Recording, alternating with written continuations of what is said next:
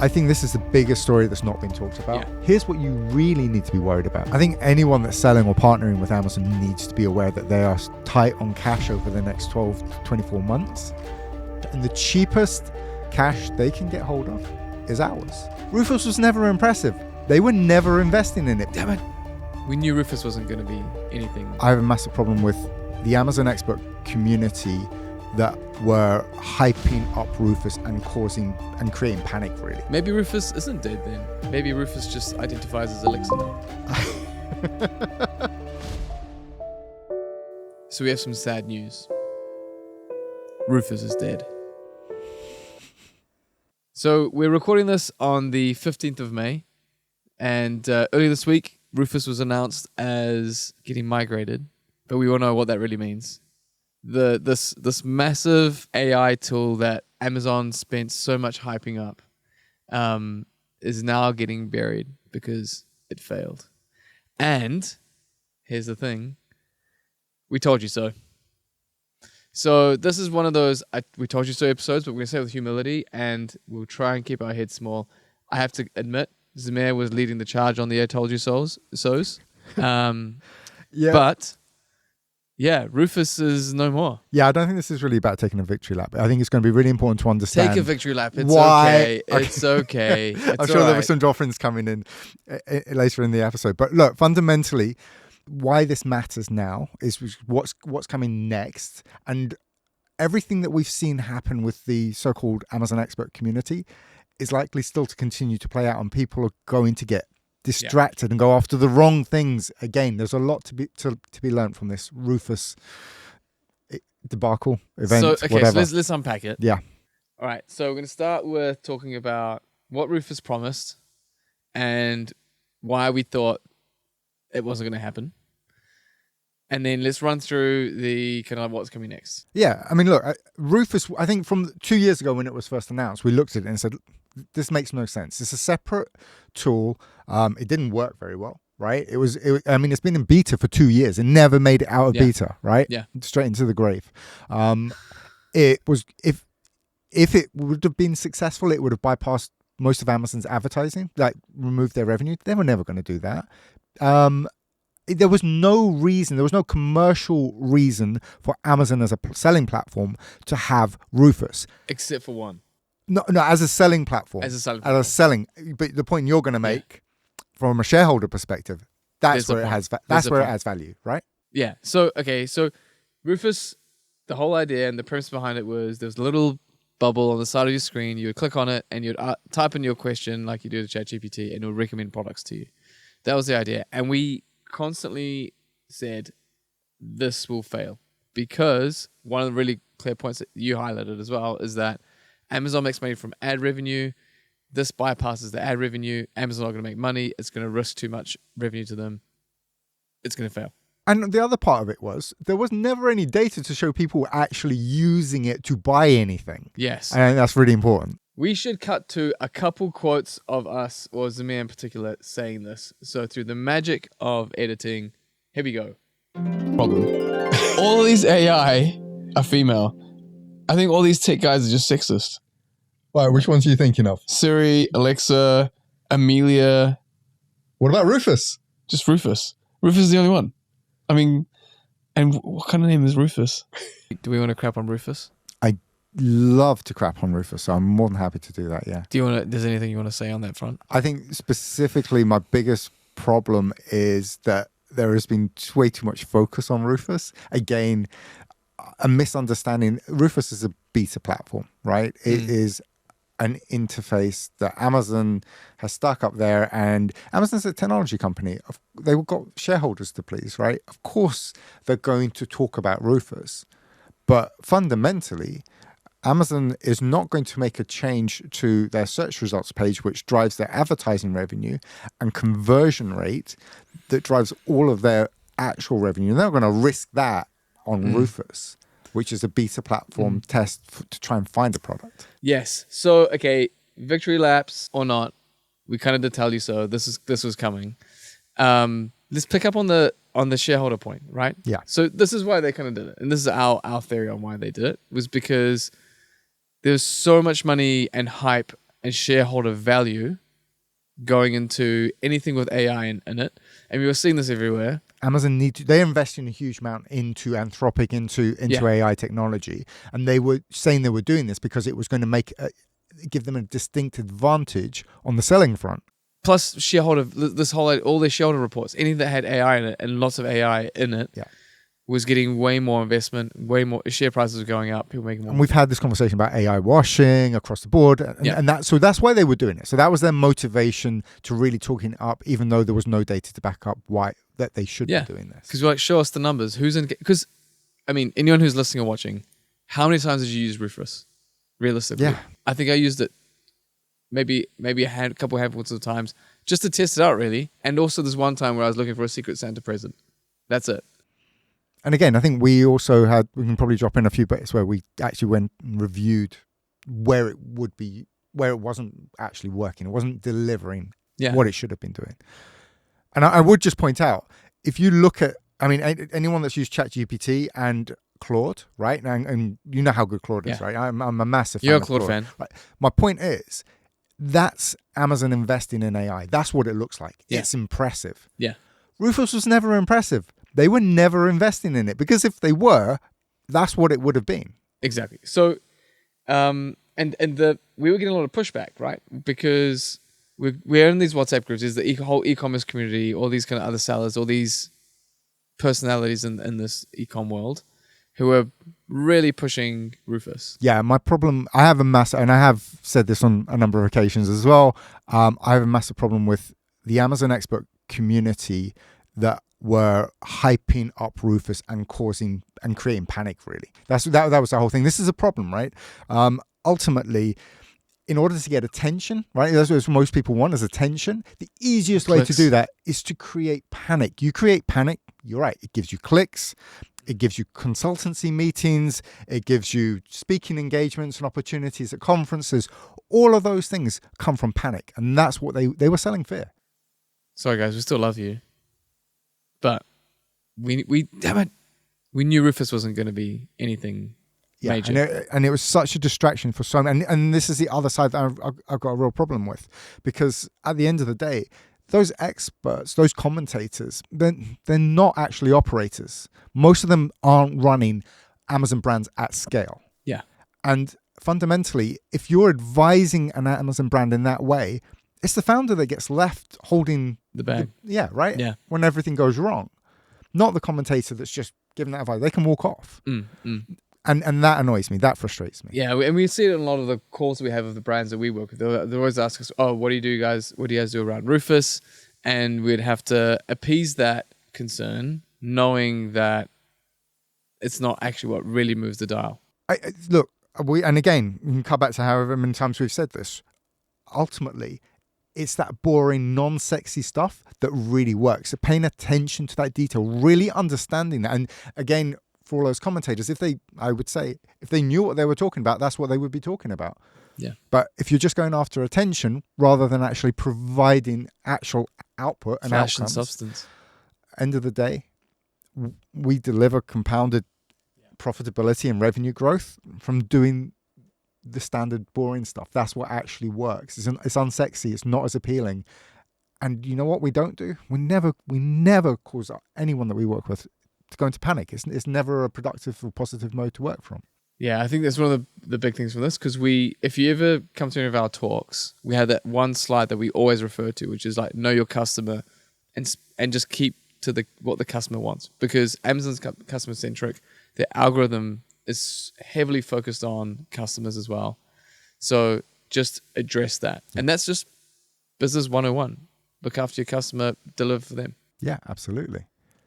Which is what Amazon's going to be doing now. Yes. Okay, so let's move to like going forward, right? Yeah. Because we kind of, sorry about the victory lap. But going forward. So they're going to be integrating Alexa into the search bar. Yeah. Which again is kind of like what we... You called it. You already called this, right? So that's exactly what you'd said previously, which is where Alexa's or AI is better placed in the search bar, which is what Google's done. And that's what their report said that's what's going to happen now. Yeah, so it looks like what's going to happen is if someone puts in a general search, they're going to see the general search results page. But if they phrase it as a question, or it's interpreted as that, or if it's in a particular category where that works, then Amazon's going to return, similar to Google has a Gemini sort of like summary that appears on some Google searches where it sees, this is a better way to serve it. Then that's what Amazon's going to serve back. So it is going to be important to understand what difference this makes, and we have to wait and see how advertising appears there. My suspicion is there'll be lots of advertising spots in there. Yeah. What's really going to get hit are organic results. They're going to get pushed down, as always. and that's what DTC sites have found with Google. Those organic results have just been pushed down further and further down. Yeah. So that's something we need to be aware of. I also suspect we're going to see all our usual expert commentators suddenly jumping on the bandwagon. They're going to be telling you, "Hey, we've got a course on optimize for Alexa. All on Alexa shopping search." Maybe Rufus isn't dead then. Maybe Rufus just identifies as Alexa now. Yeah, maybe. So we're still trying to address that AI question. Still optimize for AI, but what we're really driving at is saying, if you keep the core fundamentals the same, answer customer questions in your copy, make sure you got all the customer information, what customers are looking for, address that, the rest will follow. And look at the data. Watch this. Look at the search terms. Look at how those change. So you will no doubt start to see questions appear there if people are using them in the search bar. And Amazon gives you that data. Yeah. It's all in brand analytics. Yeah. It's all there. Yeah. Search query performance. You'll find it all there. It's all there. Yeah. So just do the fundamentals and don't worry about the hype, because ignore the hype. That's what Amazon's going to do, though. Amazon's their job is to make sure they're getting hype, because the hype gets headlines. Headlines also help towards their share prices. Yeah. But it doesn't help us sellers. It doesn't help brands. It doesn't help founders. Yeah, and also hint to kind of like another big topic that we're kind of saying is coming, which is Amazon needs money. Their share price needs to go up.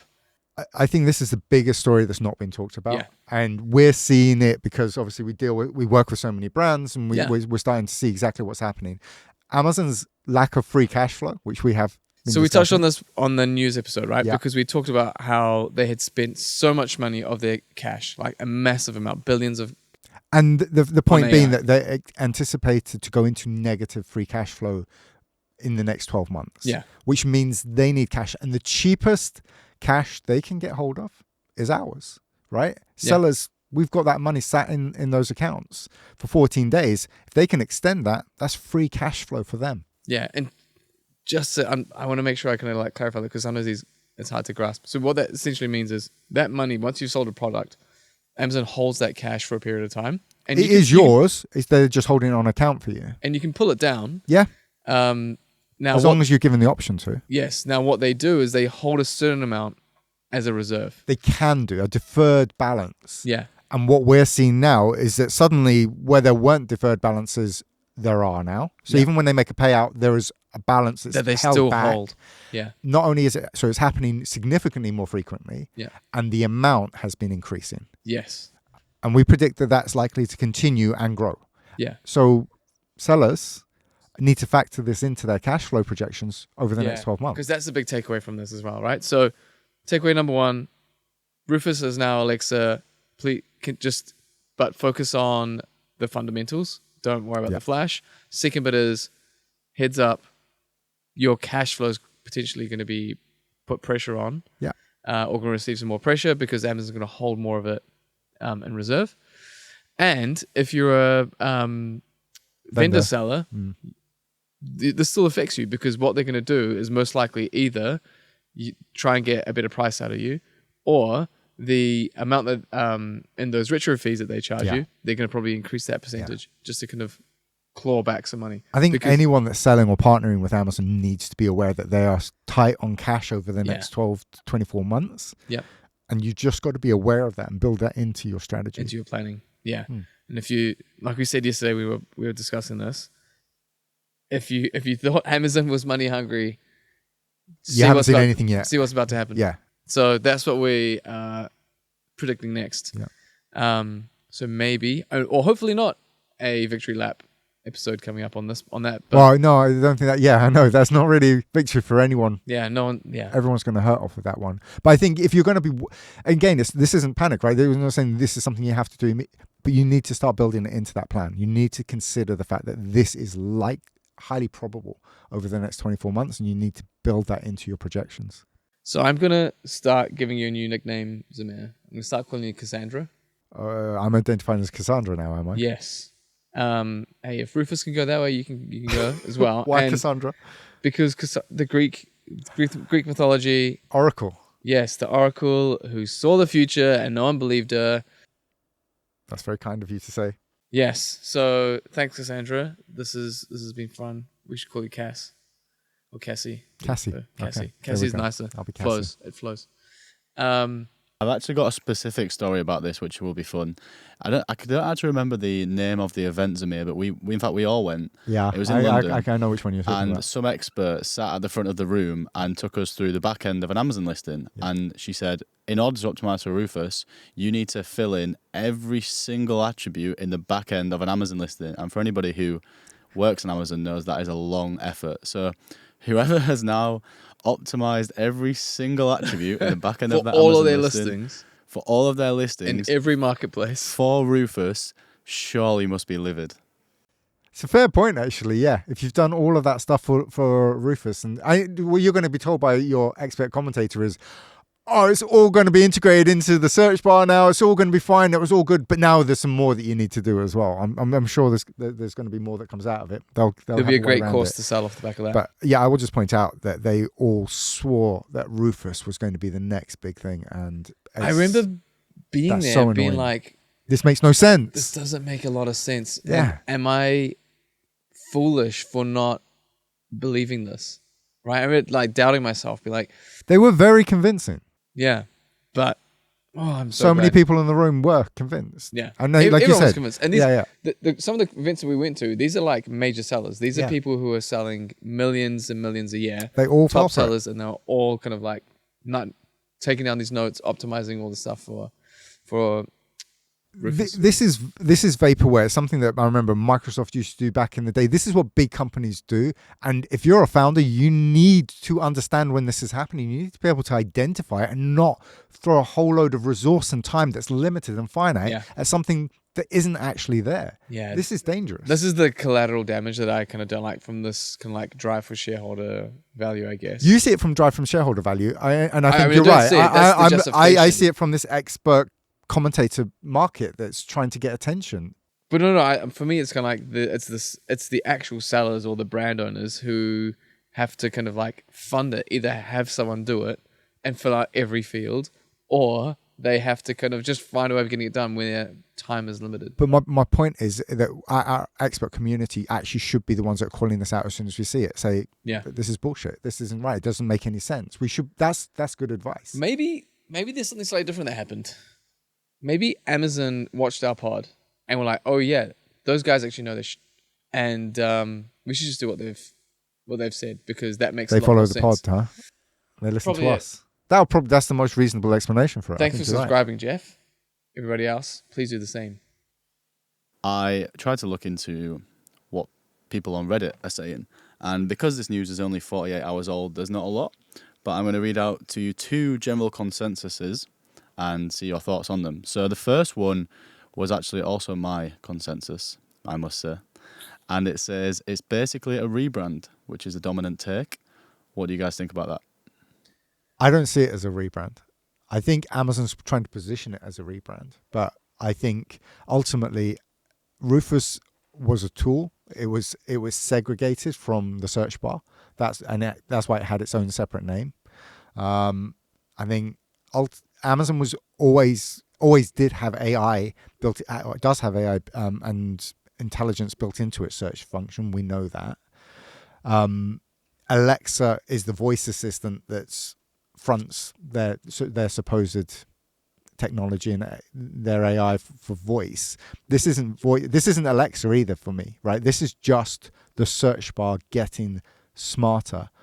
There was nothing in Rufus's results that warrants coming over, and everything they're discussing here is just stuff that didn't actually exist in Rufus. So I think it would be very hard for them to make that argument. Like I said, I think they're just trying to save face because they've invested so heavily into it. Cool. Thank you. Number 2. This is a fun one. So the quote is, "Nobody asked for this. Tech companies are assuming that shopping is a chore that people want to automate."